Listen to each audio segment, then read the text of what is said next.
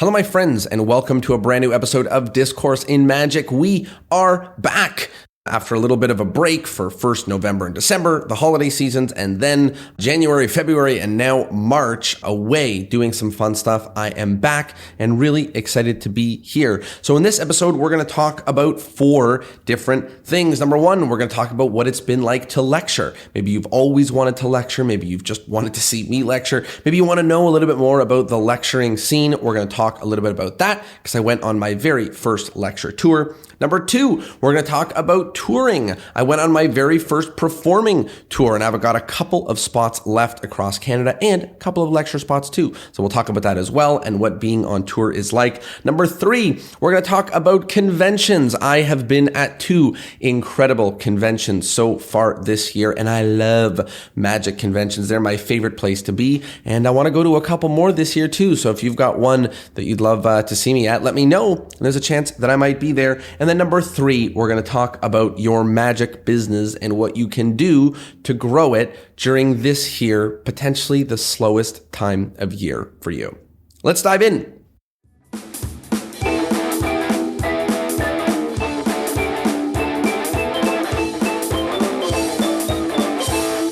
First, let's talk about lecturing. In January and February, Ben Train and I went on a lecture tour together. This was our first lecture tour. We did 6 or 7 or 8 stops all across Canada, and so far it has been amazing. You know, lecturing is, even though I say it's sort of my first lecture tour and my first time lecturing, between the unconventional conventions that we did virtually, between this podcast, I'm not new to teaching some of the ideas that I have to magicians, but for the most part, the stuff I'm teaching is not necessarily magic tricks. A lot of the times, the things that I teach in this is theory, is business, is just sort of broad ideas. And then when I'm jamming at conventions, one of the most common things magicians say to me is, I didn't realize you were actually good, which is sort of an insult, but sort of a compliment. So this was one big change with lecturing because I got to talk about some of the magic that I've been doing and some of the magic that I've created. But the second reason why lecturing has been so interesting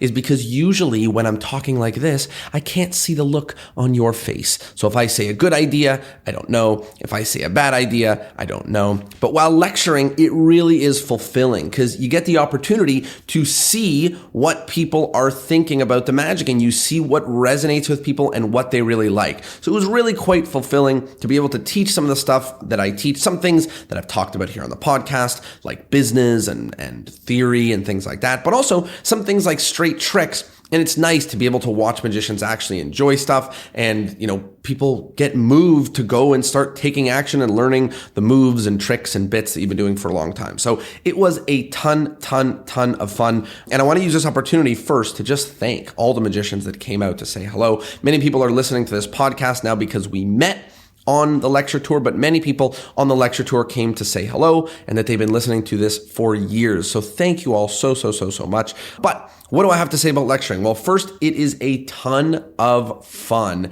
It's really great fun to be performing and teaching magic in front of your fellow magicians. It's an environment that magic has really built out, this formal environment of lecturing, which doesn't exist in other industries.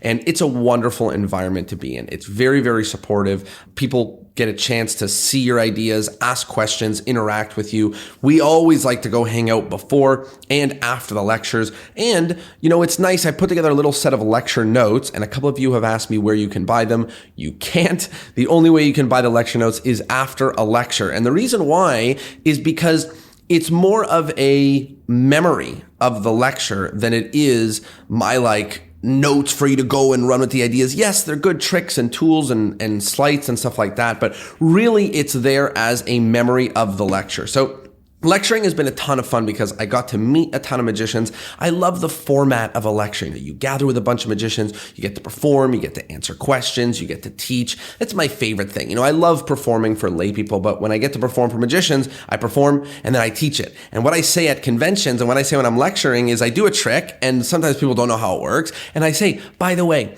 I know other magicians like to keep the secrets. I will explain to you anything that you want. I have 0 secrets, nothing to keep from you. And I feel the same way at a lecture. It's almost like I get 2 shows. I get to do the show, which I get so much fun out of performing. Maybe you do too, you know what I mean? And then I get a whole second show out of teaching the stuff and explaining some of the theory and the excitement. So I had a blast lecturing across Canada. If you want me to come lecture in your city, send a message. I'm going to keep saying this email a couple times in this, but magic@torontomagiccompany.com. magic@torontomagiccompany.com. If you send a message there and say, I want you to come lecture in my city, we will figure it out. Ben Train and I are doing a joint lecture called Show Business. It's part show, it's part business. Actually, it's called Ben and Jonah Mean Business. That's the name of it. But it's part show, part business, a lot of cool tricks and a lot of stuff to help your business. So that is a little bit about the lecturing. Let's talk about the touring.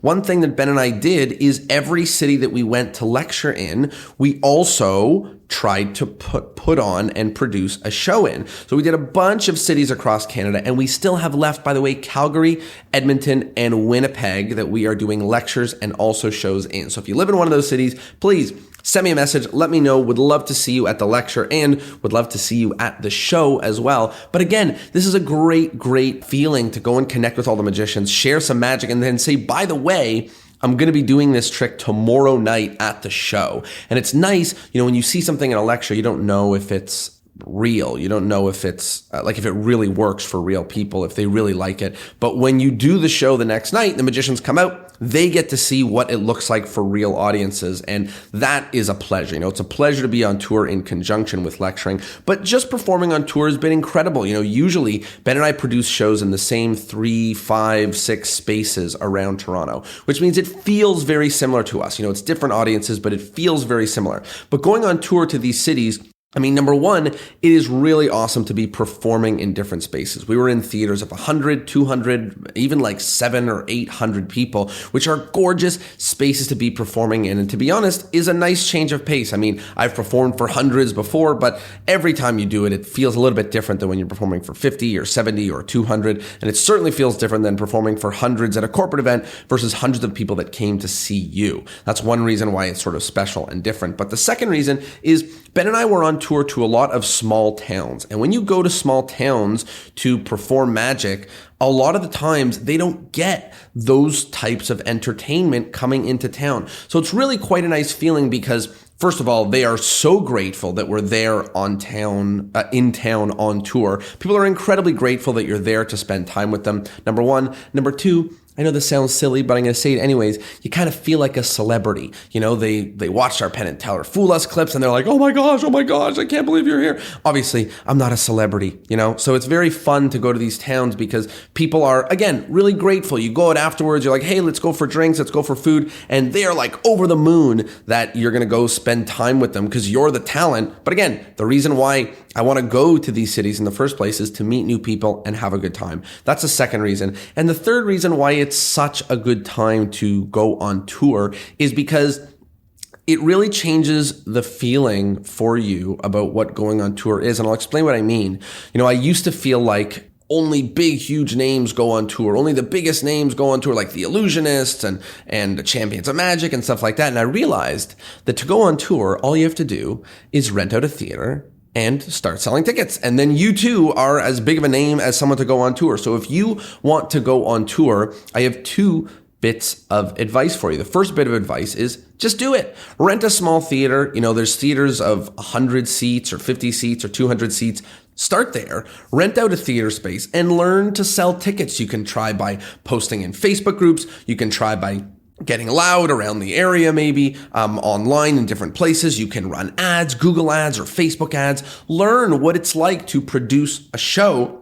And that leads me to my second tip, which is to go on tour. The thing that I recommend you do is produce a show in your city first. Produce one, rent a venue in your city, maybe run Facebook ads in your city, post in Facebook groups in your city. You probably have a better lay of the land in your city and more connections, and you can get a feel for what kind of draw you could bring out for people to a show. So if you've already put on shows in your city and you've always wanted to go on tour, then go on tour. You don't need anybody's permission to do it. But if you've never produced a show in your own city, then do that first. See what it's like. Rent a venue, maybe a small theater, a medium space, a bar, something like that in your city, and start there because it is a ton of fun and it'll let you get the feeling of what it's like to go on tour. And that's all you need. You need a poster, you need to rent a city, and you need to get butts in seats. And now, bam, you too can go on tour. So we've talked about lecturing. And by the way, if you want to lecture, it's the same thing. You got to build out some magic that you have that's your own that you want to lecture on.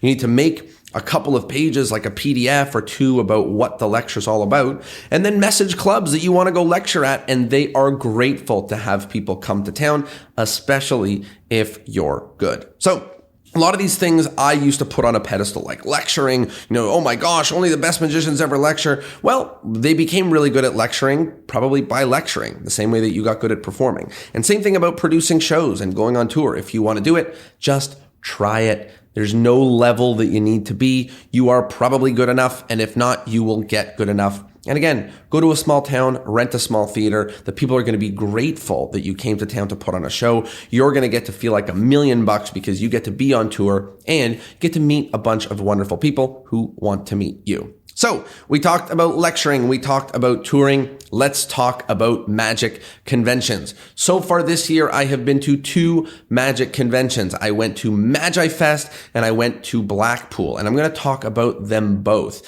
First of all, personally, my favorite thing about magic conventions is I get to connect with a bunch of magicians and start setting up podcast episodes just like this. So it was a blast to go to Magifest to remind myself of a bunch of people. It's like, oh yeah, I knew I wanted to interview you. And oh yeah, I knew I wanted to interview you. And by the way, if I said that to you at Magifest and I haven't sent you a message yet, I will. Or please send me a message to remind me, because I said it to a lot of people. But that's the first thing that I love doing, is reminding myself of people to bring on this podcast. But really what I love about conventions is sitting and jamming. And that's kind of a good news and bad news. The good news is that's the best part for me, is sitting and jamming, staying up late, staying up all night, spending time with magicians, learning stuff. I find that I learn material best when I'm sitting with other people and we are doing it together. That's the good news.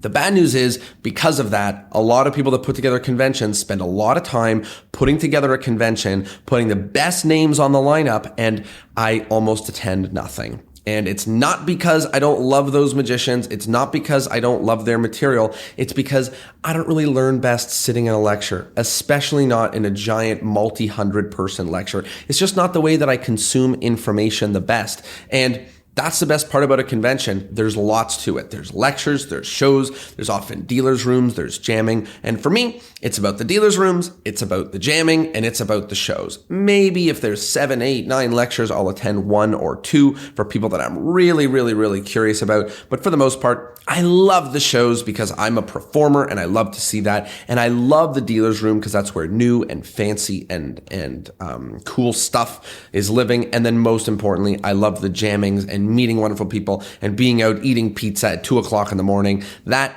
is my favorite part. So let's talk about these conventions. First, Magifest. I love Magifest because it is in Ohio and I live in Toronto, and it's only a couple hours away, which means they are my people. These are the people that I've met or seen, have been around. These are the magicians that have lectured in my city. I've lectured in their cities. These are people that I already know. These are friends and friends of friends. So when I go there, it's like going to see all of my best friends again. And that's what I love so much about Magifest, is that I get to hang out with my favorite people and jam and spend time together and share tricks and remind each other of tricks and eat food together and have a blast. So that's my favorite part about Magifest. And this year at Magifest, for the very first time, I got a dealer's booth. I got a booth to talk about the coaching that I do and to talk about this here podcast. And it was fun because everybody else at all the dealers' room was selling stuff, selling cool tricks and cool technology and stuff like that.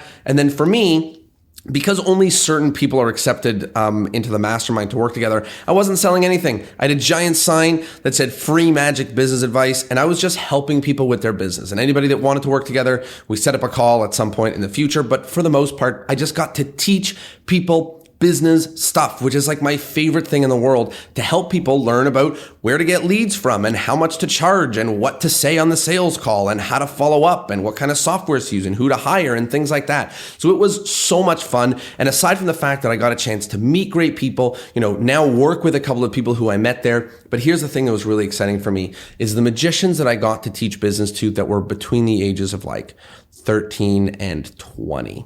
And the reason I say that is because that's when I started thinking quite seriously about doing magic for me for a living. And those years were the most stressful on myself about, no, it's not possible. I can't do it. I have to go to university instead because I won't be able to make it work and and all of that stuff because I didn't know how. And man, if I at that age knew how to get bookings and knew how to get gigs, I mean, it would have changed everything for me. Not that I would say that the 4-year math degree I have was wasted. It wasn't wasted. I learned a lot, but I would say that I would have been able to get started on all of this, all the business side of magic, doing gigs and performing way, way, way sooner. And for me, my origin story is that my mother helped me email a couple hundred summer camps to start booking. And that was when I was 18 or 19. And if it wasn't for my mother, then I probably would have like a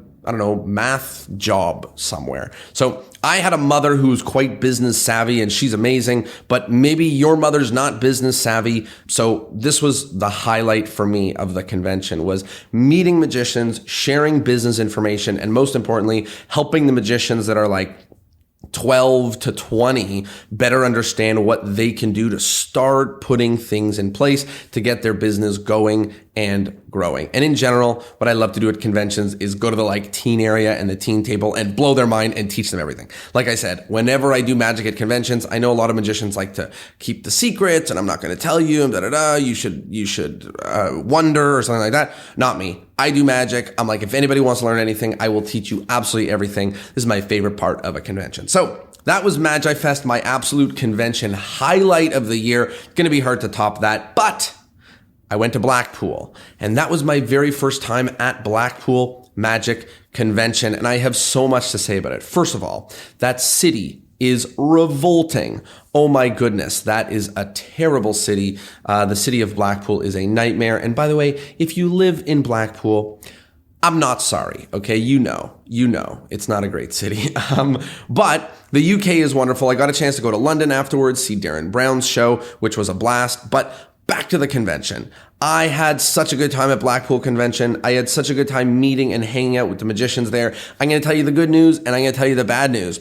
The good news is there was unlimited convention, really. Like, it was just endless lectures, endless shows, endless talks, and most importantly, the dealer's room was unlimited. I have never seen anything like that in my entire life. I intentionally did not get a booth at that dealer's room because I wanted to experience it for the very first time, and experience it I did. I was in the Blackpool Facebook groups and people were joking about, don't spend too much money, only set aside this money and and I bought a bunch of crazy magic and stuff that I'm using, and obviously stuff that's right now just sitting in a drawer that I hope to use at some point in the future. But man, was that a cool dealer's room. It was crazy to see people selling illusions, like full-fledged illusions that you could buy. People selling a lot of different cool tech and tools and gimmicks and everything. There's like balloons, just everything. Every company you've ever heard of basically in magic has a booth at Blackpool. And the thing of the convention was tech. Everyone was selling printers and everyone was selling pads where someone writes a word and you get it sent to your iPad and to your watch and to your phone and That was what everyone was selling, which I'm torn about. Part of me is like, what a bummer that everyone's going to be doing the same trick. But then the good news is I hope we see some amazing stuff out of this, because only a couple of years ago, there was only a few magicians that were using these types of things like secret printers and secret, I forget what they're called, but they make a copy of it and they send it to your iPad or watch or phone or whatever. But now it's popular, which means more magicians are going to come up with more creative magic with that. That's what I loved about Blackpool. Here's the two things I didn't like so much. The two things I didn't like so much is, number one, I didn't know as many people as I knew at Magifest. And I know I'm being selfish, but for me, I was like, oh my gosh, 4,000 magicians. And basically, I knew a handful of people that knew me from the podcast and a handful of people that I interviewed for the podcast. I knew a lot of the magicians from the Israeli magic community and a lot of the magicians from my mastermind.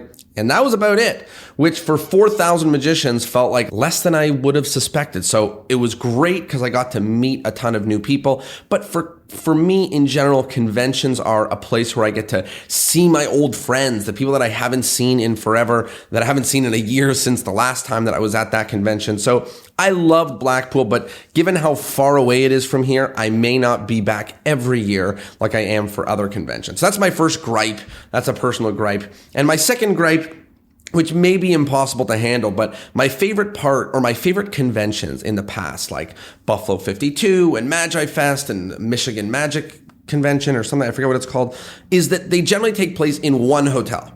And because they're in one hotel, there's one area that everybody jams in. People don't run around the entire city. People are all in one area. And at Blackpool, the building, the Winter Gardens, where everything is hosted, is huge, but not big enough for all 4,000 magicians to be jamming in. So what happens is during the whole day, people are everywhere. They're in the city, they're around the corner, they're at this cafe, they're at this bar, this restaurant, which is cool, but I like when everybody is all together. Now, I know it's impossible to do with 4,000 magicians, but it's just my way of saying that it was a wonderful and epic convention, but I may not be back every year like I will be for Magifest. But I just want to say I had an incredible time, and I just wanted to take this opportunity one more time to say any of the magicians that I met while I was lecturing, while I was touring, and while I was at any of these two conventions who came and said hello, thank you so much for stopping by and saying hello. Thank you for saying something. This podcast is just me talking to myself in a room,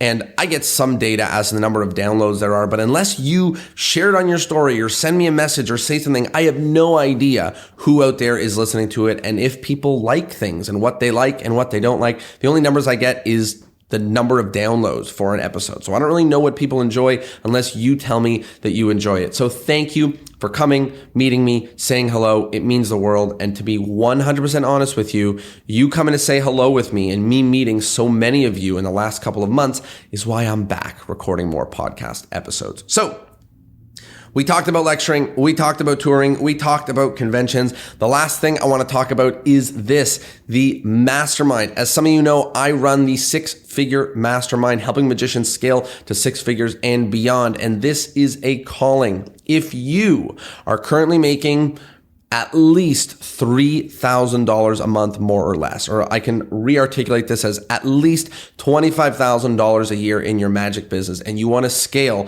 to 100, 150, 200, 200K in your business, then please send me a message to magic@torontomagiccompany.com with the word intensive. Why? Because on April 3rd and 4th, we have a 2-day virtual client event where we're teaching the best strategies that we've been using for the last 6 months to help grow your business. Things like how to get leads with Google Ads, things like how to get leads with email outreach, things like how to make sure your marketing material looks on point, sales calls, pricing, and breakout rooms with ton of magicians so that you can learn how to do this yourself. So if you want, I have 5 guest passes left for people that are not currently in the program, but want to see what it's all about and want to learn some of this information. So if that's you, if you'd want some help and it's before April right now when you're listening to this, then please send me a message with the word intensive to magic@torontomagiccompany.com. And I will have a link with that spelled out in the description of this podcast episode.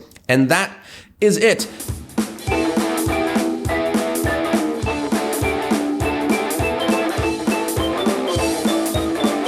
Thank you so much for being here. Thanks for coming back after a couple months off. I have incredible interviews recorded that I'm so pumped to put out, and I've got interviews scheduled with magicians that I'm so excited to interview and share with all of you. As always, thank you so much for being here. If you like this, if you learned something, please share it and spread it with your friends. It means the world that you're here, and I'll see you next Thursday. We're back, baby!